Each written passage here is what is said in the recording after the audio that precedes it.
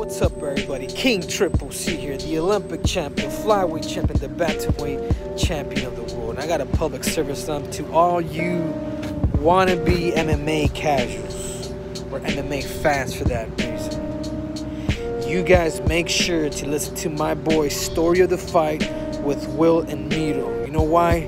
Because Triple C said so. And if you don't, you can do me a favor and you can bend the knee to King Triple C 2.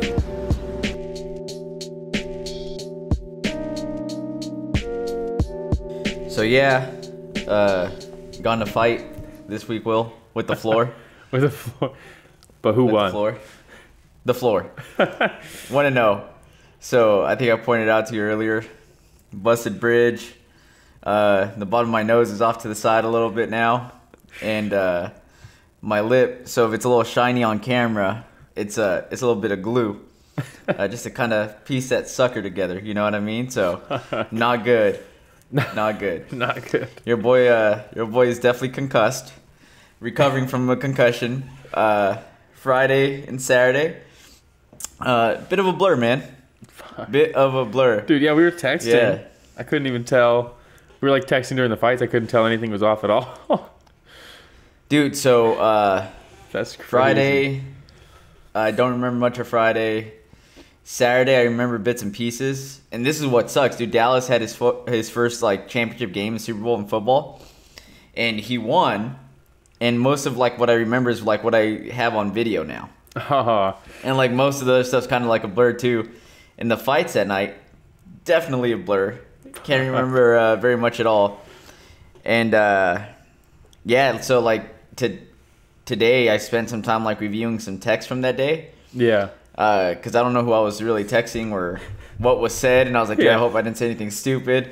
But yeah, that's when I texted you. I was like, hey, so I know we were texting on Saturday night for the fights, but I don't remember what happened. So like I read on a couple of results and stuff, and watched a couple highlights, but you didn't. I was gonna say, did you go back and rewatch anything or not really? Some highlights. Okay. Because I've still been working. You know, even same. after. Well, yeah, that's kind of like why this episode is later than the other ones, is because normally my days off are Sunday, Monday, so we record Sunday mornings.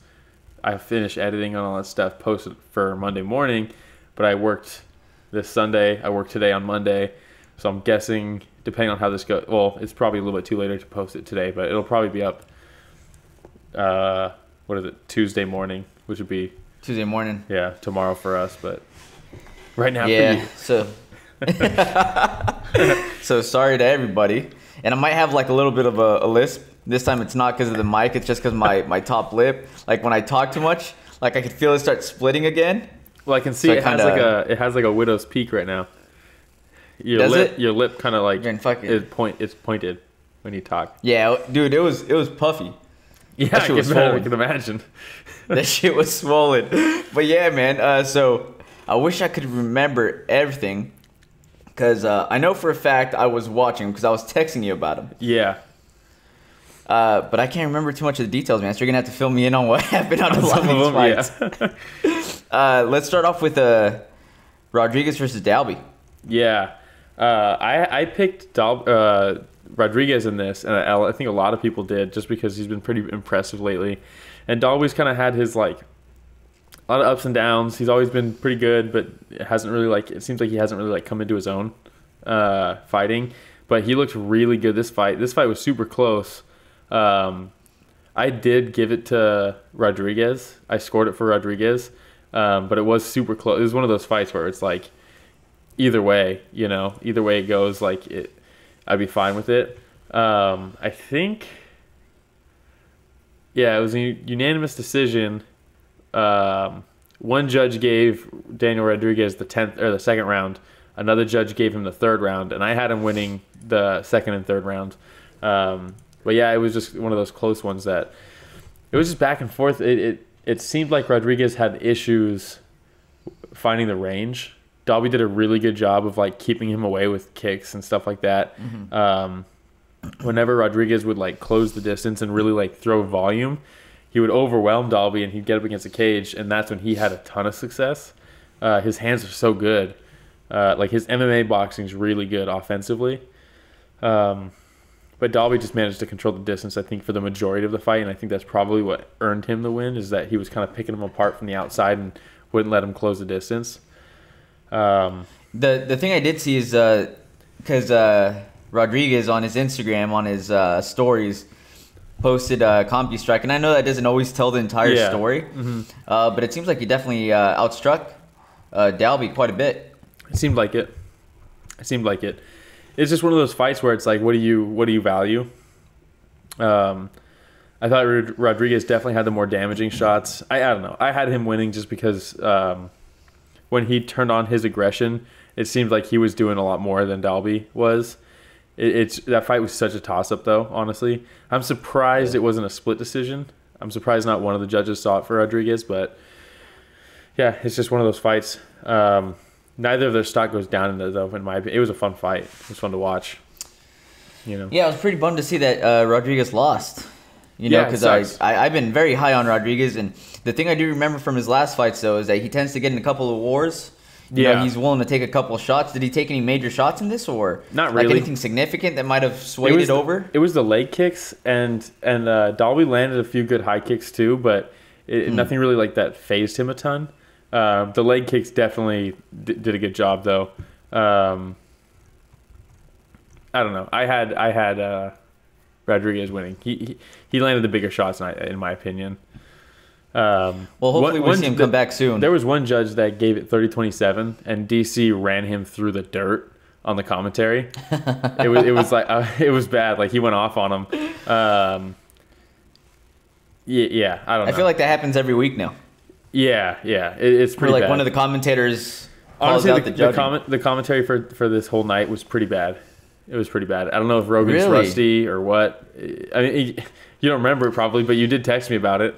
I read that, and I said ring rust or something like that. Yeah. I mean, I don't know. He just seemed off. Rogan's getting to the point now where anytime like an underdog has any little bit of success, he like overblows it, and he'll be talking. I've just noticed when I'm watching fights with a lot of people, it's probably annoying, but I get into it so much when there's like a lot of people around that I almost comment on like any big shot that lands for both people, and I'm like constantly talking about like what's happening. I don't know why, but I can't like internalize it. It all just comes out.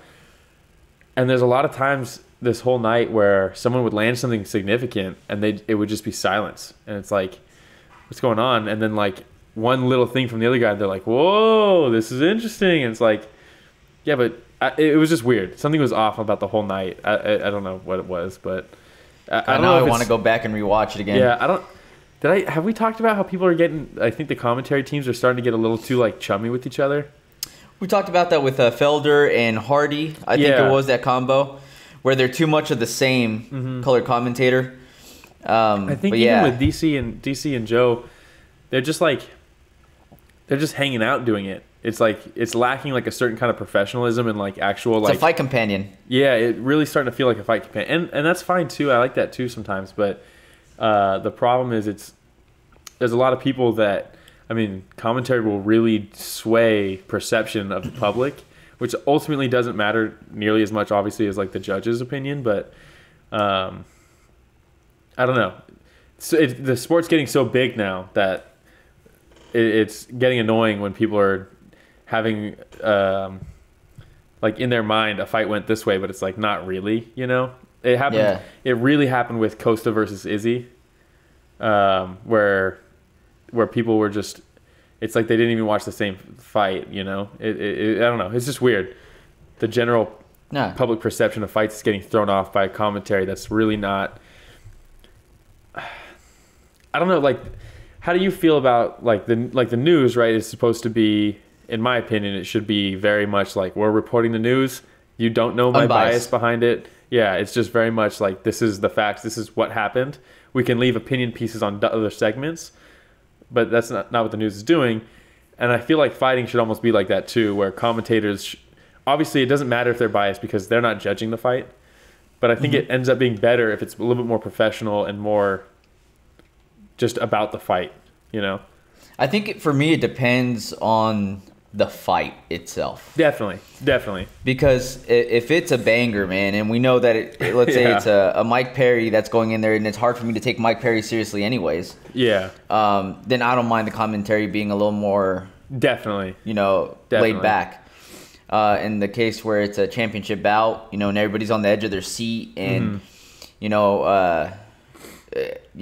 when you're watching Stipe or Ngannou, and like just one wrong move, can end the night, then I'd probably want something a little more serious. Yeah, that makes sense. I think for me it varies from fight to fight. Yeah, no, I think you're right. Yeah, I definitely think you're right. And there's some times where the personality of the commentators end up making a moment like legendary, So like I don't want to remove it completely. It's just I don't know. We need to find like a balance or something because it's starting to get a little too like.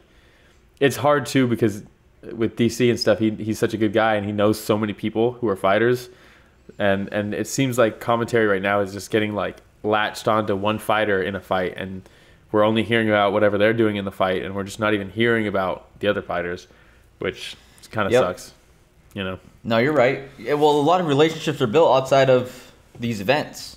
Yeah. Right. Like you think about like a Tuivasa who trained at AKA for a little bit and built a relationship with DC. I would expect DC maybe to have a little more insight on Tuivasa. Yeah.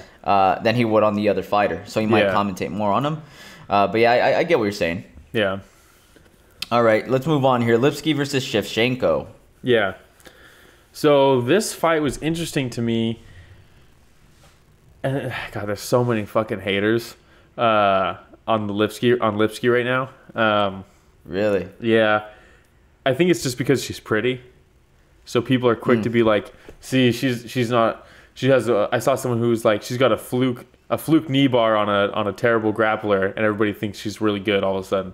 And it's like, people just are quick to shit on her. I think because they want. I think a lot of people out there don't like the idea of like a very attractive, like female being a prominent fighter, a popular fighter. So they just are so ready to shit on her for something. Be like, see, she's just looks, right? Paige Van Zandt had to deal with the same thing. Like, it just happens. Yeah. And it sucks because Shevchenko is a Muay Thai champion. Her striking is really good. It's legit. Yeah, it's legit. Obviously, she's not Valentina level, but she is good. Muay Thai champion. And her last loss came from her getting out-grappled.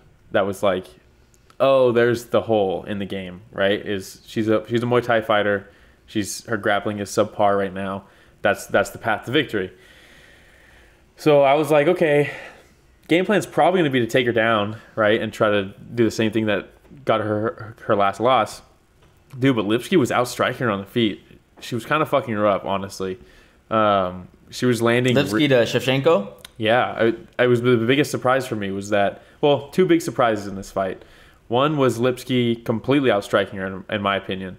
I think she rocked her at one point. I saw somebody... I ended up having a comment because it's fucking stupid, but somebody commented saying... What did he say? It pissed me off. He was like, yeah, I haven't really been able to see what exactly Lipski is good at in the thread about like this fight specifically.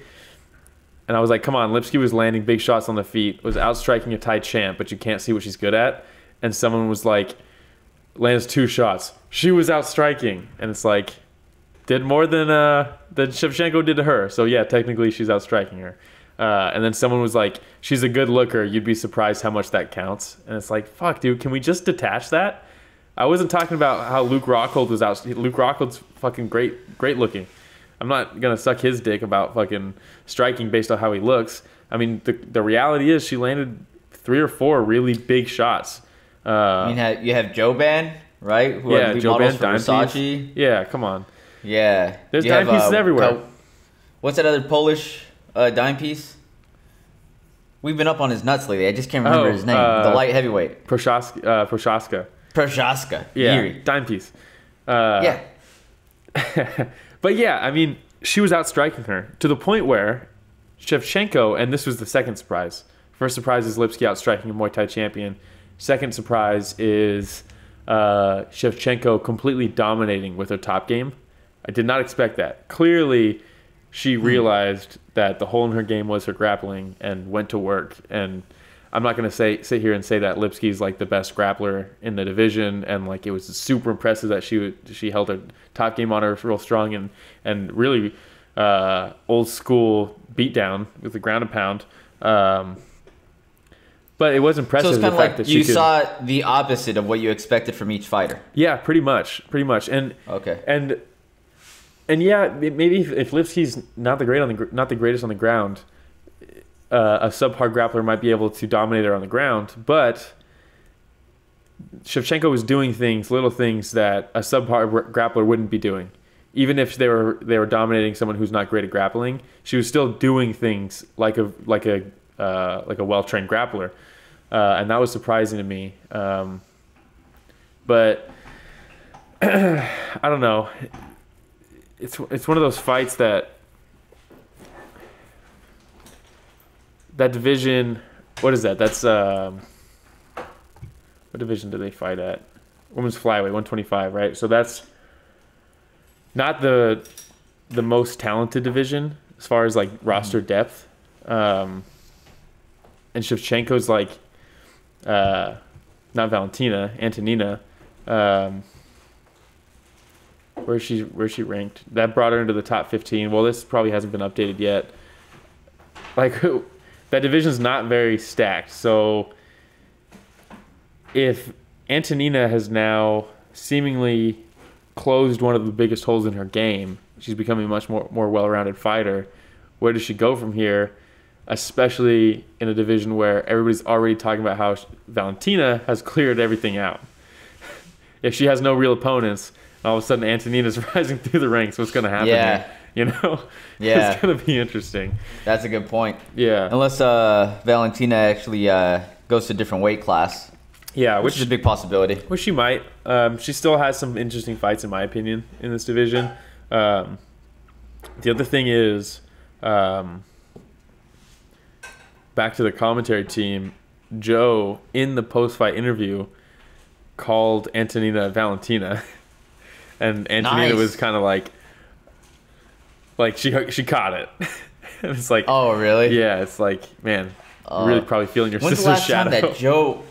When's the last time that Joe was actually on the broadcast team? It's been a while, dude. It has, right? I mean, they've been at Fight Island forever. So when was the last time they were in Vegas? True. I feel like was the last time they were in Vegas when we talked to Frank Camacho? I don't know, man. It's been a while. It's been a while. Yeah. All right, man. You want to move on here? Yeah. Fun fight though. It was Buckley fun. versus Wright. By the way, I also saw I placed a bet. Yeah. I placed a parlay. Yeah. So if I'm ever concussed again, I'm gonna tell my wife to take my phone away from me. So you don't. So I'm not placing any wagers while I'm not all there. It was a decent parlay though. You had a good one. Yeah. Okay. Well, I didn't win, but yeah. I mean, the first fight on your parlay went the other way, but it was a good parlay. D-Rod. Right. Yeah. I went with D-Rod. Yeah. That's what it was. It's all right. I still like that fool. Hey, at least you weren't the guy who played $17K on his parlay and also picked D-Rod for the first fight on it. So. Oh man.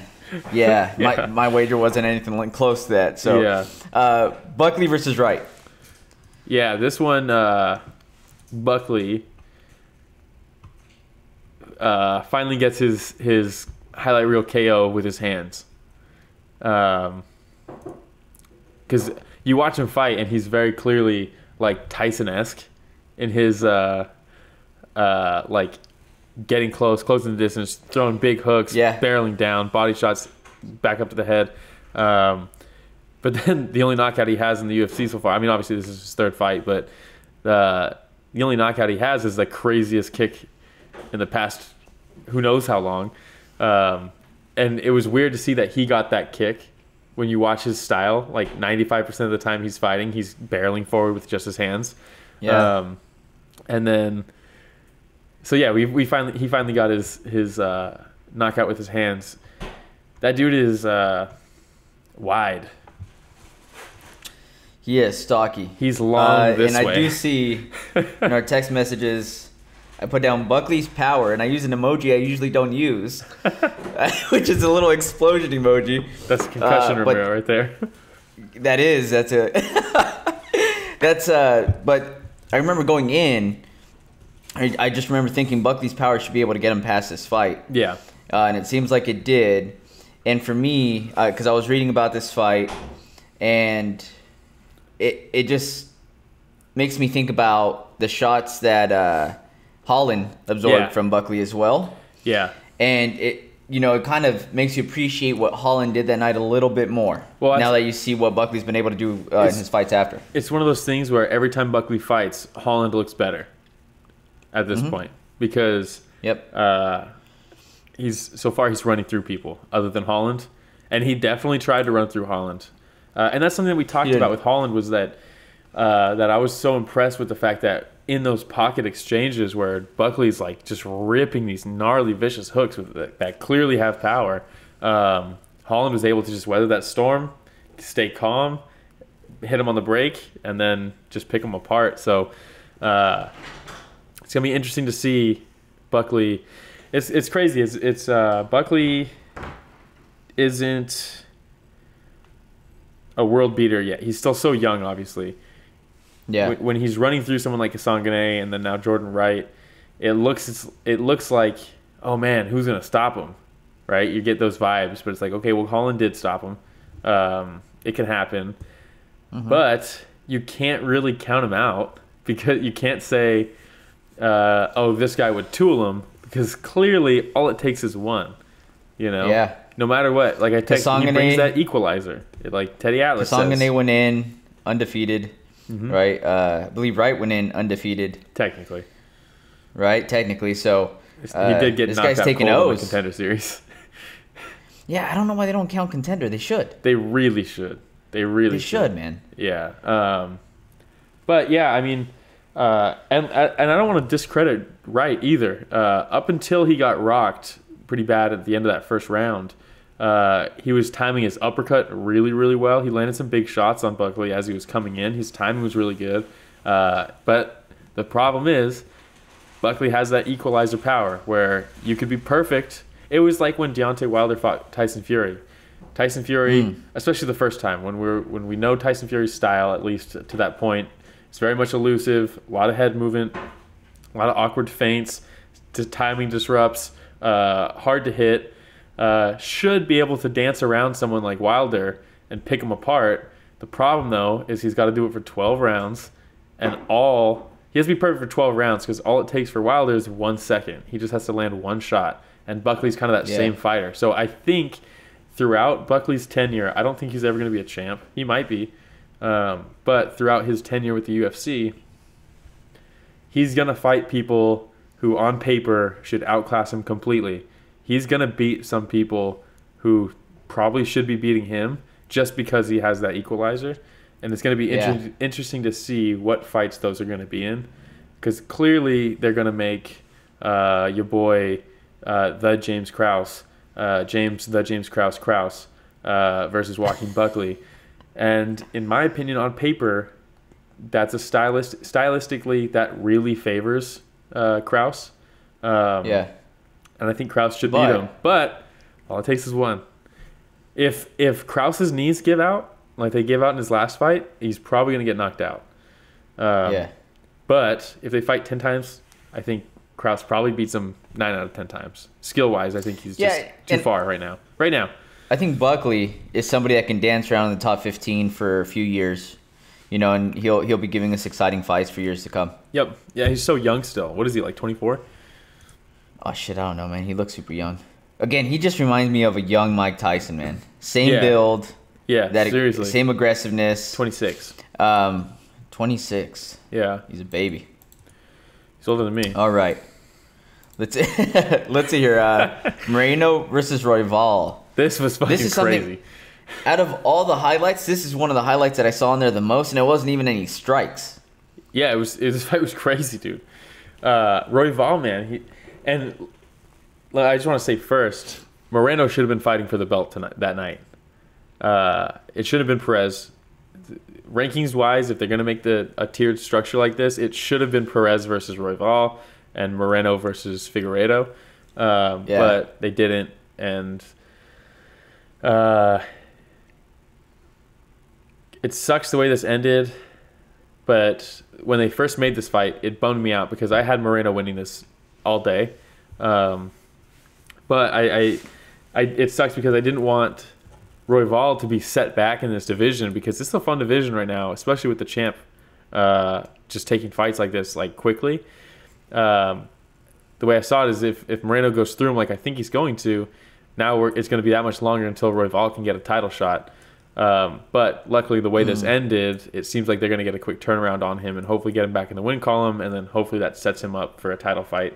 It looks like it's not going to – they're not seeing this as fully a loss. I think he was going to lose, but they're not – I don't think they're going to hold this against Royval as far as like the future goes. Yeah. I don't know if you saw Dana's tweet about this fight. I didn't. Or maybe I didn't. I don't remember. I don't know. He said something about this will be like a 7 or 10 day medical suspension. Like they shouldn't have stopped this fight or something like that. Like we'll get you back in there, kid, or something like that. So even Dana's like, this is bullshit. This is a fluke. Yeah, Dana's like this. Yeah, just bleed. Because dude, even DC was like, man, because they stopped it at I think 4 minutes and 59 seconds of the first round. I saw that part on the highlights. So 1 second left. Moreno was raining down. Yeah. Yeah, 1 second left. I don't know if they stopped it because of the strikes or if they stopped it because of the injury. But DC was like, oh, it's a dislocated shoulder. Once you pop it in, you're good. If that cleared that 1 second, he would have went to his corner. They would have popped it back in, and he would have been out there for the second round. And I was like, I don't know, man. A lot of the times you hear about dislocated shoulders, something else ends up tearing in there. Or even if something doesn't tear, it's almost like once you dislocate it, the chances of it dislocating again are super high. So like some people will dislocate their shoulder and then any little thing can like set it out again. And it's like, we're going to just send this guy back out there and have it pop out again. Which might be the case here. Because again, when I was watching this and you watch the way that they get into that position where Moreno ends up on top, I didn't see anything crazy that might have shown. I think what happened is he's on his back. It was either side control or half guard. Moreno's on this side. He has almost like an underhook, and he's trying to use that as leverage. And it's almost like he's going for a sweep to roll him over his own body, right? Ooh. And I think it got stuck. And when he twisted with his torso, it just popped right out. The weight of Moreno, the top pressure of him. It looked bad, dude.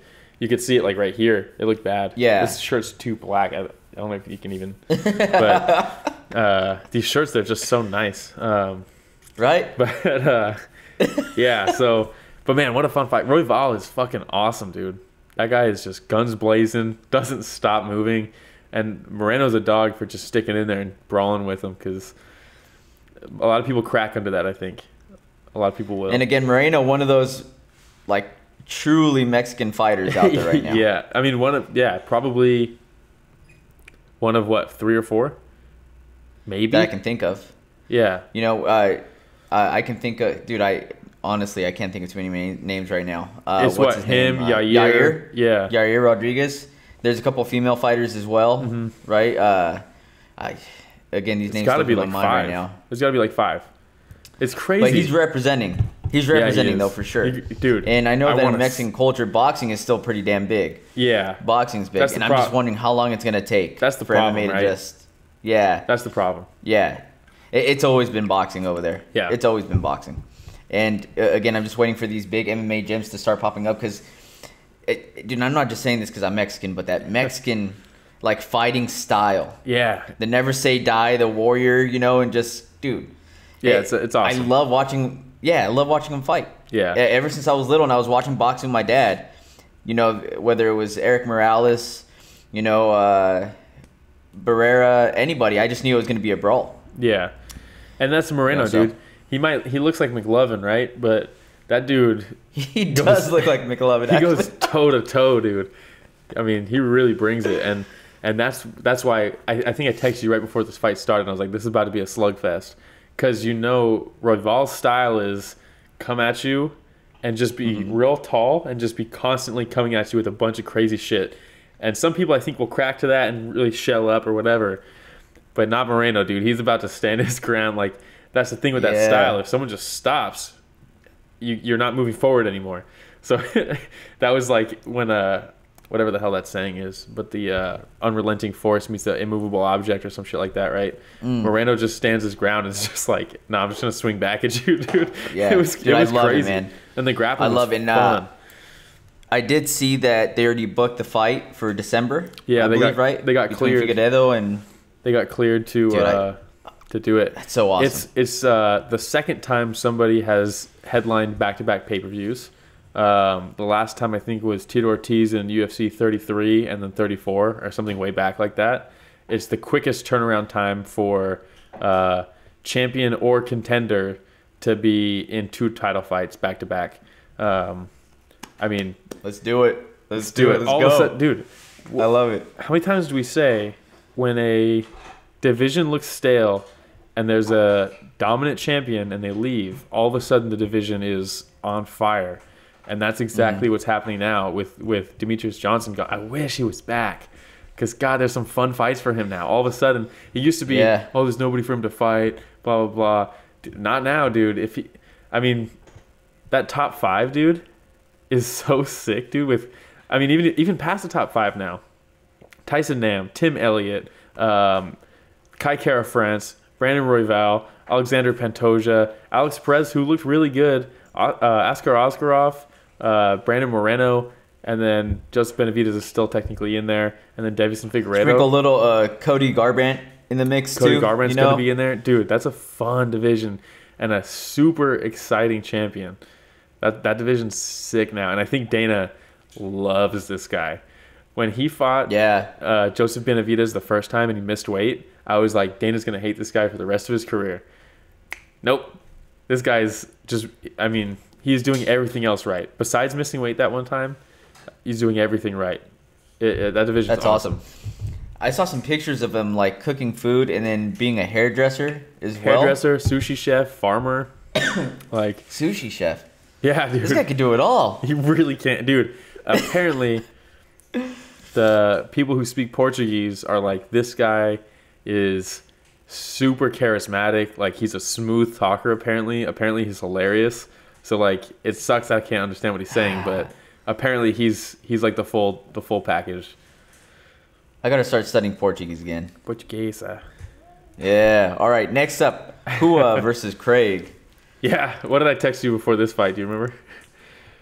You said, hold on. I think it was you just didn't want to see Hua get destroyed, or something like that. Let me see here. No, I don't see it. Oh, here it is. Please, all I want for this card is for Shogun not to get murdered. Yeah, dude. So, he got murdered? I mean, it was bad, but it could have been a lot worse. It could have been a lot worse. It was... he tapped to strikes. So he tapped to strikes. Yeah, I think... Okay. He's tapped to strikes before. I think he tapped to strikes against John Jones back in the day, I think. But pride never die, you know?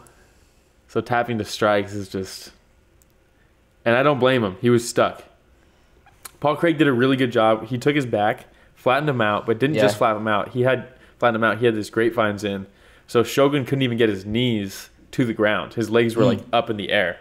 Right? Yeah. Like that. And so he couldn't do anything there. He had his hips pressed into kind of his lower mid back. Couldn't do anything with his hips. Was just completely stuck. And was eating big shots. So there's really nothing you can... It's like you either... It's the smart thing to do, right? It's the veteran thing to do. You know you're done. You know they're going to stop it. Why Let him fight another day. Yeah. Hopefully not. Because...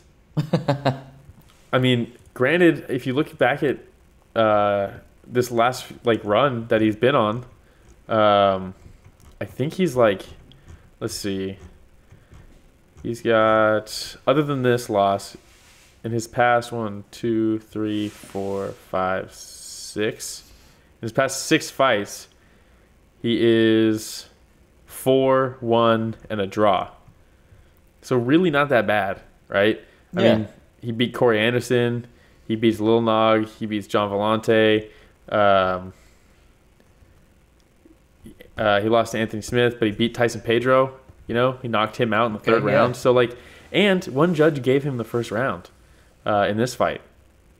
So it's not like he got completely dominated. It's just one of those fights where he just doesn't have it like he used to. And, like, it's obvious. It's clear that that's what it's at.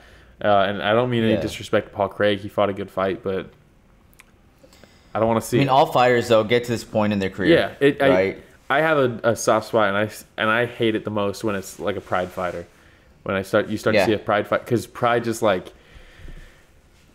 it was just so. There was something special about it where it was like these guys are just going in there to straight war, and like people didn't break, you know, like they would get beat. But then the next fight would just be complete chaos again. And there's just these guys were just so tough, like original shoot to box team, you know, like just going hard. So it's when you see them tap to strikes and stuff like that and just be shells of their former self, it sucks, dude. Sad.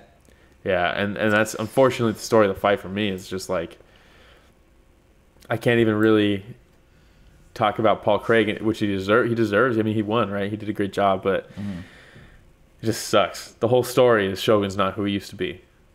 It's like that's a sad. Yeah, it was bound to happen though. It's bound to, and Dana's saying he wants him to retire now, so hopefully he just doesn't fight again. Who knows? Yeah, well, they just released Anderson Silva too. Yeah, right, and Bellator. Again, well, go ahead. My bad. I've been talking like way too much this whole thing. Dude, no, but we talked about this. You're gonna have to, my man, because I don't know what the hell happened. You know, but no, I'm just saying it's, you know, it's sad to see people like an Anderson Silva go, Shogun, who, you know, a lot of these folks who we really started watching when we started with MMA, right? I think about Little Nog too, where I mean, honestly though, the last Shogun versus Lil Nog fight was so much more entertaining than I thought it was going to be. It was fucking awesome. But still, you know that we're either nearing the end that we just saw the end. It was only good because they were both at the end, you know? So it was like a Legends fight. Yeah. And I don't know if you saw, but Anderson said that he fully believes in himself that he can win fights, so he's going to continue fighting. Outside of the UFC. They released from the contract, so he can go anywhere. Bellator said that they're unfortunately going to pass. They're moving in a different direction, is what Scott Coker said. I saw today PFL are saying that they're not going to sign him. Wow. So I don't know where else he could go other than maybe Ryzen, which honestly, let's get him over to Japan. Let's get a bunch of needles into him, and then let's have him fight a bunch of randoms where he can just fucking style on them and then ride off into the sunset with a shit ton of money. I want to see that. I mean, we mentioned it, right? Outside of his chin, that suspect now, he still was looking pretty slick up against Uriah Hall. Yeah, and you know what? You know what helps your chin? Roids? Yeah, boatloads of testosterone. Yeah. Just let him fill his swimming pool full of testosterone and just let him go to war. Leading up to the fight, when he was talking about Sonnen, he was speaking very nicely of Sonnen. Mm-hmm. So maybe they might become friends now. Sonnen lets him into his private cabinet. Yeah. You know what I mean? His designer. Yeah. Dude, I mean, let's just let it go, dude. Why not? I'm sure Japanese fans would want to see that. I mean, his shit back in the day was awesome, dude. Like he has so many legendary fights, but I would love to see that. All right. I wouldn't be happy for that. Let's go Chookagian versus Calvillo. Yeah, fuck this fight. What happened? Dude. What happened? Joe was going off about how, Chookagian's looking like a world beater right now with all her volume, and she's throwing so many strikes, and like Calvillo can't even get in and all this stuff. And then the strikes, the stats would come up, and like she's really only like 2 strikes ahead of Calvillo. And he was like, well, who's counting that? Who's counting? Like, how is that possible? Like, how is it even possible? And Diesel's like, dude, don't even talk about it, dude. The people in the truck are gonna get mad at you, all this stuff. And it was like, he's like, last time I talked shit about the dude who counts strikes, the truck's getting on me, all this stuff. And it's like, Joe, are you watching the fight, dude? Chookagian has that thing where she yells with every strike she throws. Super annoying. Super annoying. It's like, this isn't your 14-year-old in karate class. You know what I mean? Like, what are you doing? And then on top of that, like a Holly Holm. worse. Oh wow. Worse. Yeah. And it's so bad because there's no crowd, so it's like you can hear it even more. And then on top of that, she does this thing where her defense, instead of just using her footwork, when she gets out of range to avoid a strike, it's like in order to stop you from coming forward, she'll just throw her jab out or throw a high kick as she's moving backwards. And it's like, yeah, she might be throwing a ton of strikes, but she's missing by like this much. They're not even close. She's just constantly throwing shit that like Cynthia Calvillo is like, okay. Anytime she would get really close and they'd exchange, Calvillo was landing a big left. And it's like, Joe was just complete. I don't even know if he just wasn't really watching it. So he was just seeing a bunch of strikes and just assuming that she must be outstriking her by a ton. But she just throws so much shit. That's like, what are you doing? It's so frustrating to watch. It's like, are you even trying to hit her? Or are you just trying to throw a bunch of stuff to make it look like your volume's high? Because in my opinion, all you're doing is driving your accuracy down. And that makes me think you're losing. In your eyes, did Cynthia Calvillo win this fight, or no? Nobody won. Okay, so you still think that there should have been a draw. There should have been a 10-10 first round, 10-10 second round, 10-10 third round. When Calvillo first hit the scene, I was really high on Calvillo. Yeah. We had a couple missed weight situations, right? And I feel like she probably got a little too high on herself for a while there. Yeah. She burst onto the kind of scene. She did. Do you know who she's training with now? Wasn't she at AKA? She's not with she's not with Team Alpha Male anymore. She's an AKA. Oh, she's with AKA now? Yeah, she's out of San Jose. Okay. She's from San Jose. Well, yeah. Yeah, I remember seeing that on one of the embeddeds or whatever you call it leading in. So yeah, there's some Kelvin Gastelum type qualities here, in my opinion, with her. Kelvin could be a champ at welterweight if he just got his shit together. I don't think she's a true 125er. I think she is a 115. Chookagian was clearly way bigger than her. She needs to go to 115. That's where she'll have her success. She just has to get her shit together and actually be a strawweight fighter. I don't know. Even when she fought Jessica Ai, she won, but she should have. She should have won that fight, and also she looks way smaller than her. She just needs to go down and fight people her size. She'll have a ton of success. I mean, dude, she was landing big lefts the whole fight. She just couldn't get in range. Chookagian's too long. She's too big for her. So she just needs to stop smoking weed and getting the munchies and you know taking this a little more seriously. She's the female Kelvin Gastelum. She'll have success at this weight class every once in a while, like Kelvin does at middleweight. But I mean, Kelvin could beat. I would love to see physically prime Kelvin versus Kamaru Usman or like Colby Covington. Ooh. It would be amazing because their wrestling is going to cancel each other out and it's going to be a slugfest. And Kelvin will knock people out. I don't know. This fight pissed me off. If you want to watch this fight, it's like a great fight to watch if you're like going to bed. You know what I mean? Just have it on in the background. All right. I'll skip that one because I really do want to watch. I did want to talk about it, though, just because it matters for that division. Yeah. But it did suck. Yeah. Well, I really don't know what to say about that fight. Just like I said, other than the fact that Calvillo, I know, was pretty high on herself for quite some time, missed some weight. And I feel the same way, where I just feel like she's not going to be able to reach her potential until she gets her shit together. Yeah. Yeah. So, ready to move on? Yeah. This is one fight that I do want to go back and watch. This is my story. Not so much because... Is it? Yeah. Okay. Not so much because I'm a huge Perry fan or Tim Means fan. But for me, it's just because he's... Like, I'm not saying I'm not like... You know what I mean? I'm not tuning in every single time to watch Tim Means, per se. But why? Perry's been such a hot mess. Yeah. Been such a hot mess. Yeah, he's a train wreck. If he weren't a professional fighter, he'd be in jail. And I think about he's a car accident.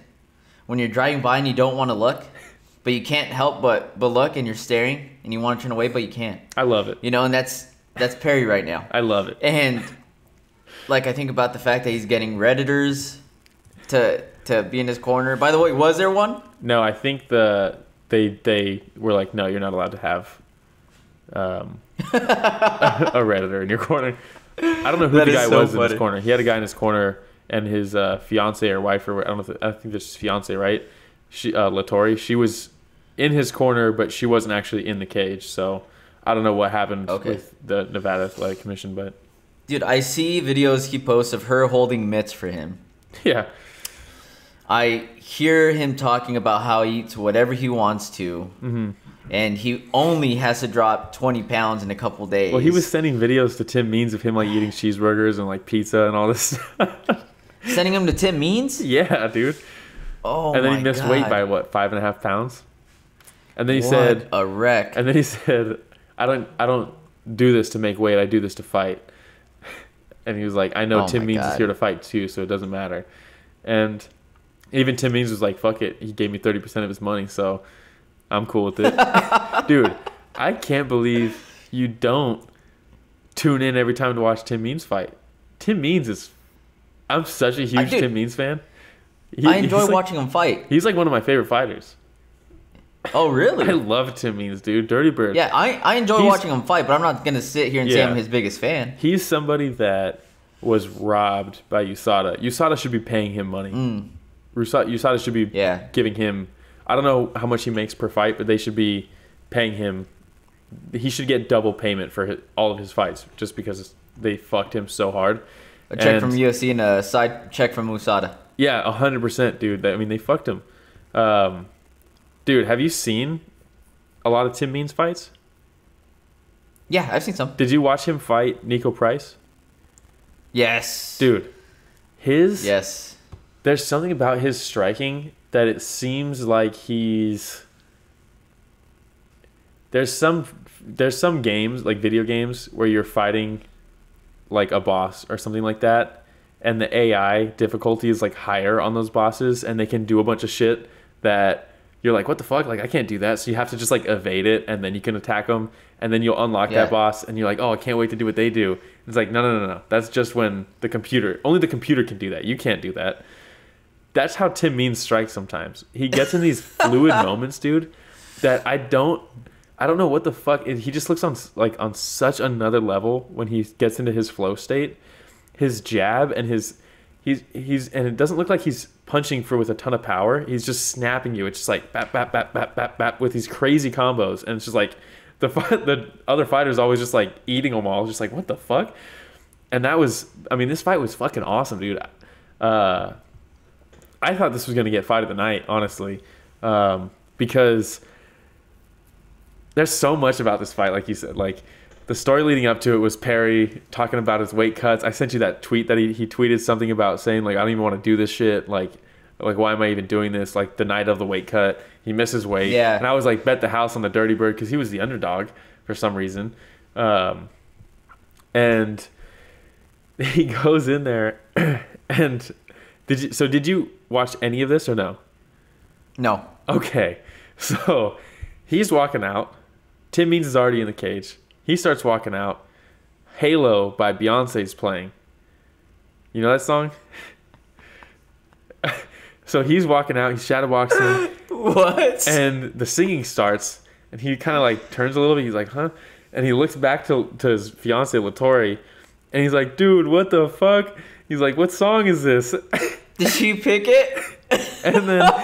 And he's like, what the fuck? And you can hear him because there's no crowd. And then he's like, fuck it though, like I'll still go with it. And then as they're doing like the cup check and they're checking behind the ears, the mouth guard, all this shit, right before he gets in the cage, he's like taking his shirt off and he just starts full volume singing along to this song. And it's amazing, dude. And the commentary's like, dude, you picked the song. Like, what, does he not remember picking the song? I think he was trolling. I think he did pick the song and was like putting on a show. But you have to go back and watch the whole walkout because you can hear him singing. Oh, and my it's God. so bad, dude. But he's going, like, he's singing at 100%. Gets in the cage, he's doing his thing, and he's still singing, dude. Like, the whole time in the cage, Tim Means is like staring him down, and he's just singing Halos by Beyonce. It's incredible, dude. This whole fight was awesome. First round. I'm gonna have to check that out. First round, he pressures Tim Means on the cage and takes him down. Takes his back. I'm pretty sure. He takes his back. Almost gets a rear naked choke like 3 or 4 times. Tim Means is in trouble, like in real trouble. Has both hooks in, body triangle locks it in. Has a neck crank for a while, and I was like, no, dude, please don't get him in the first round, like because I'm such a Tim Means fan. And then Tim Means ends up not sweeping him, but being able to like spin in the spin into it. Yeah, so he ends up in his guard. Round ends right, and I was like, God damn, that was not what you expect out of Mike Perry, right? Second round comes out, and Tim Means just boxes his face off. It was one of those rounds where he just fucking went to town. I don't know what the strikes landed were, but goddamn, dude, he just boxed his face off. Third round, it's 1-1, and they both just fucking go out there, dude. And Tim Means starts off strong, and he's piecing him up, and all of a sudden, Perry lands a big shot. He landed a really big leg kick, a heavy leg kick that you could tell hurt Tim Means. And Tim Means is still trying to hit him with that volume, almost like a defense, really, at this point. And then Perry's like, fuck it, I'm just going to eat these shots. Lands a big shot, rocks Tim Means, lands another big one. And it's like, no, dude, like I could see the beginning of the end. Tim Means was doing this thing. I feel like I'm there right now. Yeah, Tim Means was doing this thing where Perry would come in, I think with the overhand left, and Means would see it coming and shoot like a shovel uppercut and like duck under the hook or the overhand and then exit out the back. And it was so smooth, dude. And that's how he escaped that whole like thing. And then just continues to just box his face off with these like 4-punch combos. And it was just, and then 30 seconds comes by, or like 30 seconds are left. And you both know that this was a close round. Tim Means is probably up and Perry's going for it, right? Dude, they go down like, remember when Max Holloway fought Ricardo Lamas at the end of the fight? Yeah, he points down. They fucking points down to the ground, yeah. I don't think anybody pointed, but you could tell they both knew like what was about to happen, and they both just plant their feet and start swinging, dude. It was fucking awesome. This fight was incredible. And people are like, you gotta cut Mike Perry, like he's a human trash can, all this shit. He missed weight, all this shit. He's lost a bunch of fights. He's got a 500 record, I'm pretty sure now. I think he's what's his record? Okay, he's 14-7, so not great. Not great. But even Dana was like, fuck off. Like, I'm not cutting this guy. Like, I think he even cited the fact that it was 1-1 going to the third, and he brought it. Like, yeah, he didn't bring it to the weight cuts, and that's a huge issue. All this stuff, but he brings it when he's fighting. And he's like, I'm not going to cut this guy. He's fun to watch. And I agree with Dana on this 100%. Because every time he fights, win or lose, it's a fucking war, dude. So and it's a story. And it's a story, dude. Yeah, I mean, and it's a story. Leading up to the fight, it's a story. Coming out of the fight, it's a story. And whether it's good publicity, bad publicity, they say that there's no such thing as bad publicity. You know what I mean? So the UFC might just eat this shit up. I think so, dude. I mean, this fight was fucking awesome, dude. If you go through his record in his last few like fights, every single fight is fucking awesome. Every single one. Why would you cut that guy? Yeah, I enjoy watching Perry too, man. I'm gonna have to watch that one for sure. That's on my list of ones that I definitely have to go back. It was awesome. Watch every single Tim Means fight also. I feel like you had to have missed some, otherwise you'd be. I fucking love this guy. I remember watching the Means versus Nico Price fight because that's where I also became a Nico Price fan on that fight as well. Yeah, it was awesome. It was a really good fight. Let's see here, Shevchenko versus Maia. Yeah. This was one of the times also where anytime Maia did anything, they were like, oh my God, whoa, this is crazy. Probably because Valentina was a negative 2,000 favorite. It's one of the largest. If Maia won, it was going to be the biggest upset in UFC history, odds-wise. Yeah. So okay, there we go. That's probably why Maia won one round. Other than that, she got dominated. Shevchenko does what she always does. It's going to be interesting, though, because the way that Maia did win that round, it was a completely one-sided round, and it's a style that Andrade can definitely do for a 5-round fight. So all this did for me was really make me excited to see Valentina versus Andrade. Okay. And Maia is better than I thought. She held her own in there really well. She was landing, dude, in the pocket. They were going back and forth, and she was landing some pretty good shots. Valentina was out striking her, but she was landing big shots on her. And I mean, she was coming forward. So it's Valentina's got that style where if you come forward and you're not like top level, I mean, she's going to counter you with something crazy and put you out. Yeah. So I thought eventually that was going to happen, but Maia just stayed in there and was just slugging. So I'm actually excited to see Maia fight in the future. Good for Maia. She's just not Valentina level, unfortunately. You know, that Valentina's just in that division, especially, is just a step ahead. In a league of her own, man. Yeah, but I do really want to see her fight Andrade. Really bad. Yeah. Really bad. Dude, Andrade is a little tank too, man. Andrade is really like when good. I think about women fighters that have that power, where we talk about kind of like a Buckley, that has that equalizer. I feel like Andrade has that equalizer. Andrade has that in her division, and I think we saw that Valentina, the way Maia really controlled her in that second round where she won. What she was doing is she got her up against the cage and just almost like Randy Coutured her, right? She had a single underhook, good head position, had the underhook elevated, so Valentina was kind of stuck like this with her head just kind of smashed. She couldn't do anything. Kind of like what Stipe did to DC? Yeah, very well. Stipe would actually go double underhooks and get it. Actually, was it double underhooks? Or was it just a single? I feel like it was a single underhook, and he kept on hitting with the right. Yeah. And same thing, he was taking it up higher because he was DC was a smaller man, so he just put him in this awkward position. Yeah. So, and then she ended up getting a takedown and just didn't do much on the ground with it, but kept top control for the whole round. So, Andrade has the tools to do that to Valentina very effectively. So there might be a blueprint now. Potentially. But Valentina's the type of fighter where she might look at that round and say that might eat her alive, the fact that she lost that round, and she might close those holes before anybody even tries to expose them again. Make adjustments. Yeah. I would be very surprised if she doesn't. I mean, you look at her sister, she gets out-grappled and loses, and then she ends up winning with her top pressure the next fight. So, and we know Valentina is the complete human being, to quote Joe Rogan. Yep. So, but yeah, I'm very interested to see. I wasn't really interested to see this fight going into it. A lot of Valentina fights, it's like, oh man, is Jessica Ai gonna really take her out? You know, it's not like that. So, but Andrade, all those when they interview DC and interview Joe Rogan, this has to be one of the most dangerous fighters that Valentina has ever faced, and is a true challenger for. And it's like, come on, like you're selling the fight. I get it, but Valentina versus Andrade is a fight that I'm excited for, and I think it might be the first fight in this division that I'm excited for. So there we go. This one was a net positive for me. A lot of people were shitting on this fight for being a slow, boring fight. I enjoyed the fight. I actually enjoyed watching it, and it brings up new questions and stuff I want to see in the future. But it also everyone's like, oh, I want to see her fight Nunes again, right? I don't want to see that at all. I want to see if Zhang Weili can successfully defend her belt a few times. Dude, Zhang Weili versus Valentina would be super sick. That'd be legit. Yeah. I would love that. Yeah, because I would love that. Zhang Weili's big for her weight class. Yep. So that fight could definitely happen. That'd be fun to watch. So maybe Zhang Weili versus Rose.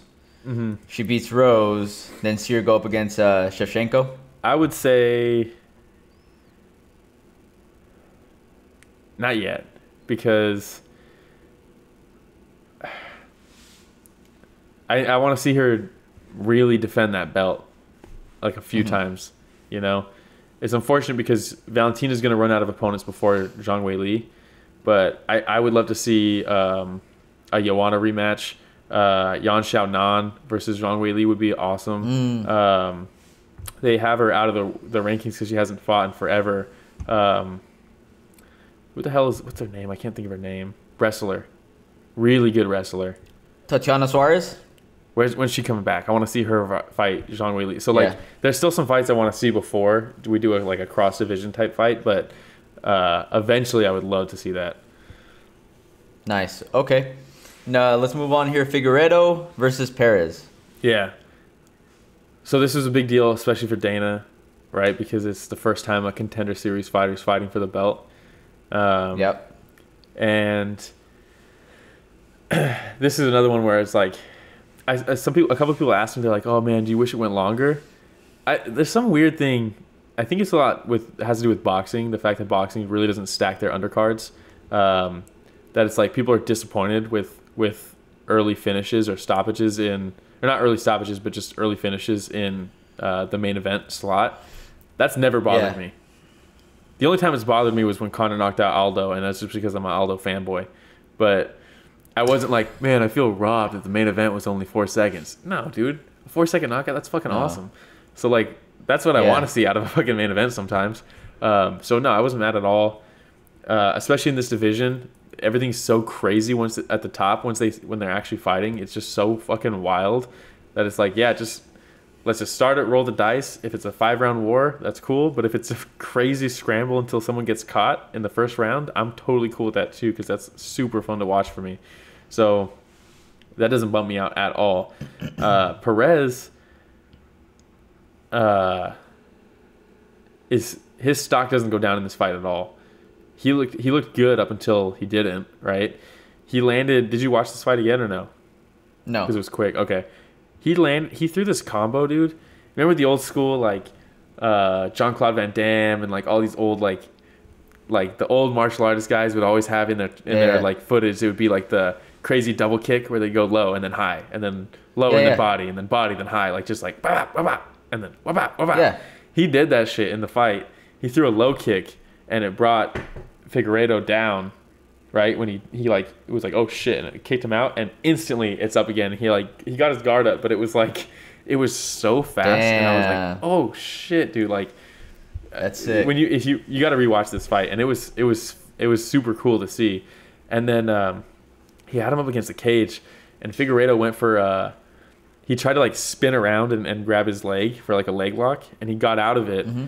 And then in the scramble, he kind of like baited him in to the guillotine, and he got it and allowed him to turn himself into the guillotine, and then he locked it up. And I was like, oh, shit. It was slick, dude. It was super slick. And then once he got it, he had it tight, right? And then you could see, like, the back of the head, right? The hair. All of a sudden, it was like you could see more of it. You could see more of it. And I was like, oh, he's going to pull his head out.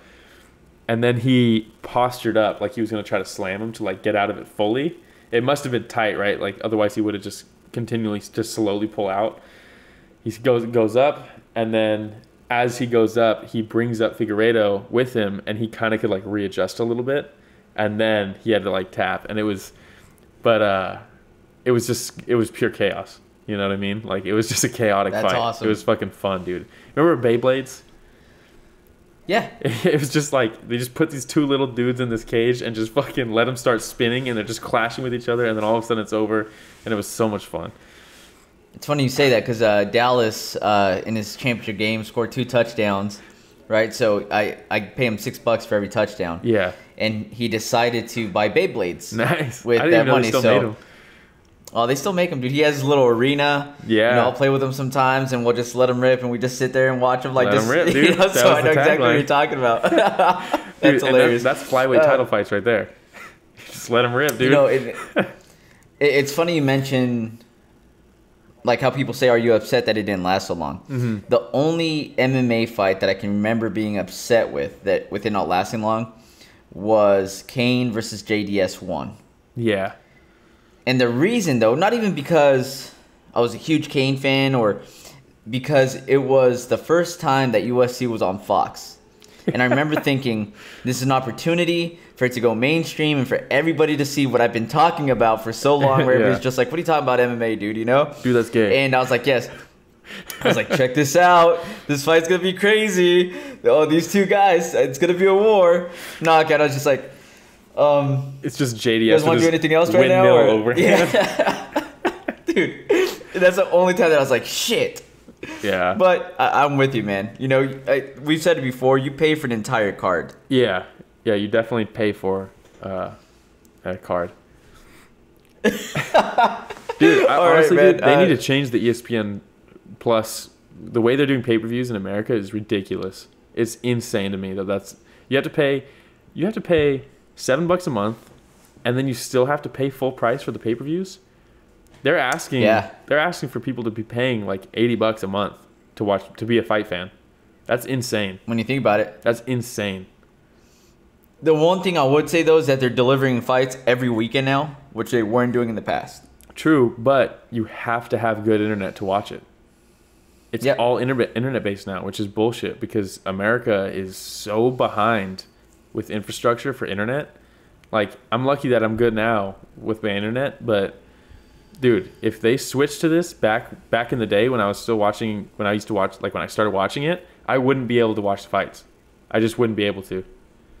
Yeah. And there's still a lot of places in America that probably cannot stream these fights. Dude, it's crazy. BT Sports, my man. I mean, that's where it's at. Yeah, seriously. They don't cut the walkouts. They don't cut the corner cam.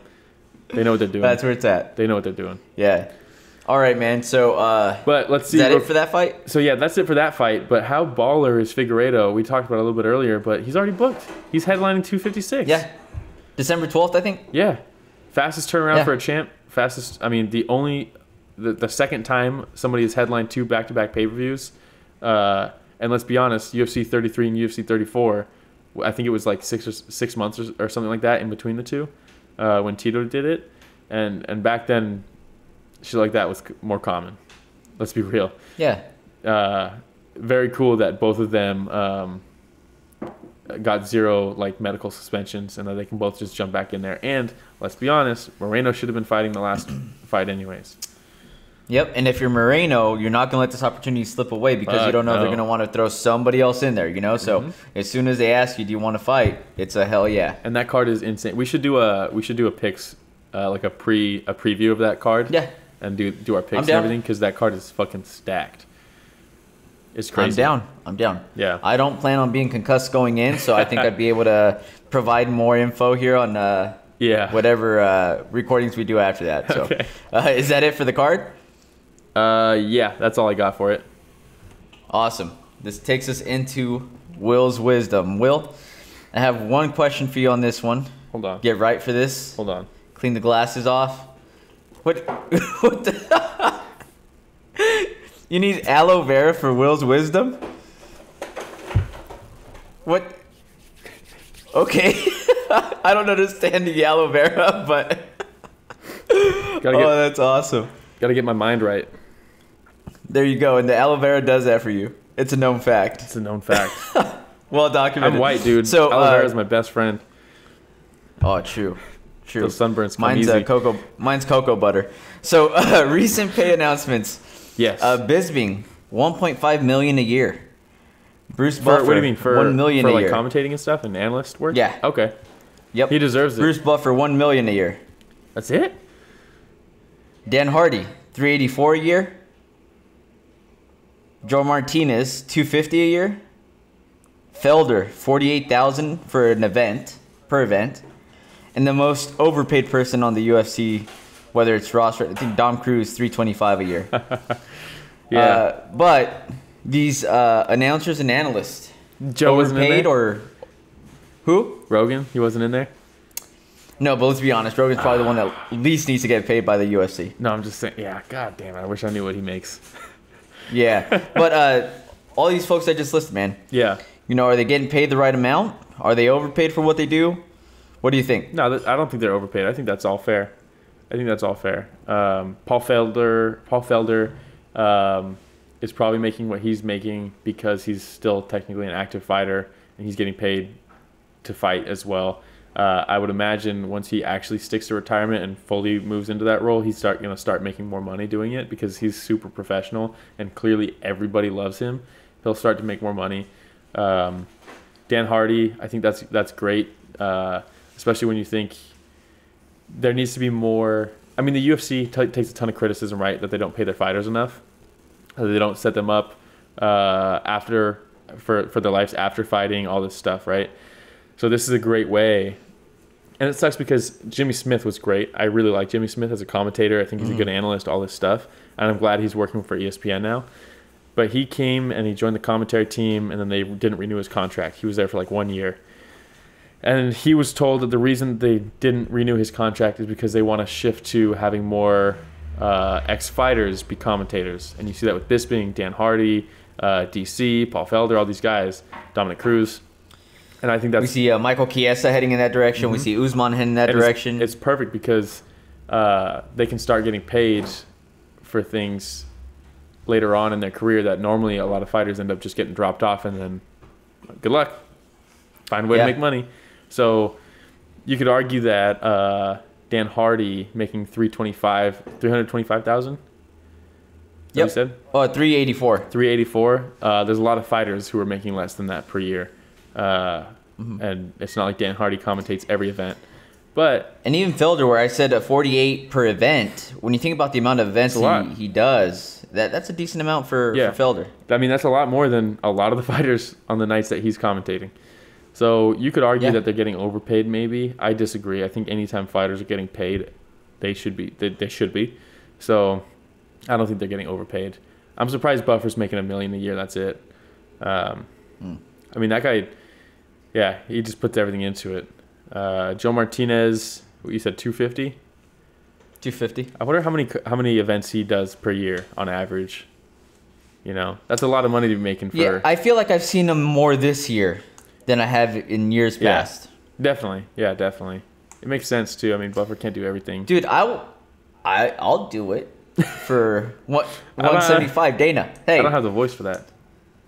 Neither do I, but I'll be like, hey guys, we got this guy over here fighting, and then out of your blue corner over here. Have you seen Buffer's cards? You know how he has those cards? Have you? Dude, those are crazy. All the he notes. Puts a lot of work into it. Yeah, he does. Yeah. I would love to see Anik on here too. I would love to see Anik. I would love to see what they paid Joe. It's got to be so much. It's got to be so much. Man, when I think about some folks that, when you see them, you think of the UFC from the beginning. You know, like Buffer's one of them there. Yeah. And Joe Rogan's the other one, right? And back when McCarthy used to ref as well, like he was another one. You'd see him, and you'd just be like, man, that guy's just synonymous with the UFC. Yeah. Yeah, man, I unfortunately Rogan wasn't listening to this. Yeah. For reasons probably. All right, man. Well, that's the only question I had. The only other question I have for you, Will, because there has been so many fights that have been dropping left and right, fight announcements. What's the fight from the most recent fight announcements you've seen that you're probably most excited about right now? Ah, son of a bitch. God, there's so many. There's been a lot. There's been a lot. How about in the next 3 cards, I tell you a fight from each card? Sounds good. Let's do it. Okay. Let me just pull up this one real quick. So, let's see. The next one is November 28th. And that is Curtis Blades versus Derek Lewis. The fight that I was most excited for that got moved. Let's see. Sean Woodson versus Jonathan Pierce is the fight that I want to watch the most on that one. And then what's after that? Does it go straight to UFC 256? No, that's on the December 9th. Right. That's on December 19th. Yeah, so that'd be December 12th for 256, wouldn't it be? Okay, yeah. So I'm gonna pick the next 4. I'm gonna pick the next 4 events. All right. So yeah, that one is gonna be for me Jonathan Pierce versus Sean Woodson. Sean Woodson's coming off a loss, but I think that guy's super talented. I can't wait to see him fight more. Then it's your boy headlining on short notice, Jack Hermanson versus Kevin Holland. So that's my pick for that card. Let's go, Kevin Holland. Yeah, I'd love to see that him staying on the ball and just continuing to take fights. I'm super excited to see that. And let me say this: fruition. Kevin Holland might have the best shoe game in all of UFC. Really? I'm just saying. I don't know anything about it. Fantastic. Fantastic shoe game for Kevin Holland. I'll give him that. I don't care if he never wins a title in the UFC. I hope he does. But he's got the title for the best shoe game in the UFC, hands down. That's sick. I'm sure he likes that. How about the next one? After that, it's 256, and it's hard to even look at that because it's such a crazy card. If I have to pick one, though, the one that I'm going to pick is going to be, as I pull it up, son of a bitch, man. You got Tony Ferguson versus Charles Oliveira. You got Junior Dos Santos love that versus Cyril fight. Gain. You got That's a good fight. You got Marvin Vettori versus Jacare. You got Tisha what is Torres going on versus here? Angela Hill. You got my Jingling God. Li Li Jinglang versus Dwight Grant. Jingling. Yeah, you got Love him it. versus Dwight Grant. You got Gavin Tucker versus Billy the Kid Quarantillo. You got Billy the Kid, dude. Yeah, you got Peter Barrett versus Chase Hooper. You got Cub Swanson versus Daniel Pineda. And then the one that I am my most excited God. for out of all of those, this is what excites me the most. Renato Moicano versus Rafael Fiziev. Or Fiziev. I don't know how you pronounce it. I think it's Fiziev. That was supposed to be next week, but they had to move it. Whatever. But that fight I'm super excited about. And then we move on to probably one of the most stacked non-pay-per-view This is fights. the Hamzat? Yeah. Hamzat Chimaev? Yeah, you got Leon Edwards versus Khamzat. You got Stephen Thompson versus Jeff Neal. Greg Hardy's terrible human being. He's on it. Rob Font versus Marlon Moraes. Ryan Spann versus Misha Serkinov. Cheeto Vera versus Jose Aldo. Oh my God. Michelle Pereira versus Chaos Williams. Manel Cape is finally fighting versus Alexander Pantoja. Bilal Muhammad versus Diego Lima. Man, that's a crazy fight. Super card. stacked. If I have to pick between that, it's going to be between two of them. God damn, dude. Jeff Neal versus Stephen Thompson also. I'm going to go with Michelle Pereira versus Chaos Williams. Okay. Or Alexander Pantoja versus Manel Cape. I cannot wait to see Manel Cape in the UFC. Dude, Yuri Prochaska, all these rising champions are coming over to the UFC, and they're getting thrown to the wolves, and I fucking love it because I think they're going to do really well. Manel Cape's going to be fucking awesome. I just love all these fights coming up, man. And It's crazy. like, it's just weekend after weekend. And again, like you talk about, like we're having to pay $6 a month, $7 a month, whatever. Like these are some of the cards we're getting. Like if you were to tell me, hey, pay for the pay-per-view, and then I'll give you this stack card for $7. Just that one card, I'll pay $7 for that card. Yeah, same. Yeah. You know what I mean? Yeah. So in a way, it's kind of worth it. Maybe. Maybe. All right, man. That's all I got. Do you have anything else, Will? No, that's going to be it. All right, everybody. Thanks for listening to Story of the Fight this week. Appreciate y'all.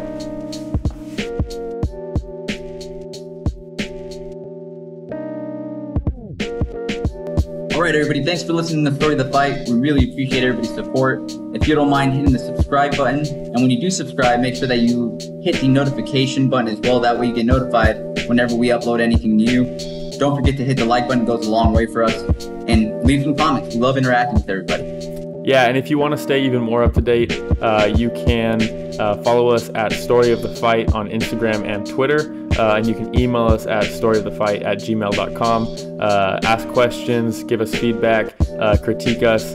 We want to make this better, and input helps us do that. Thanks for listening to Story of the Fight, everybody.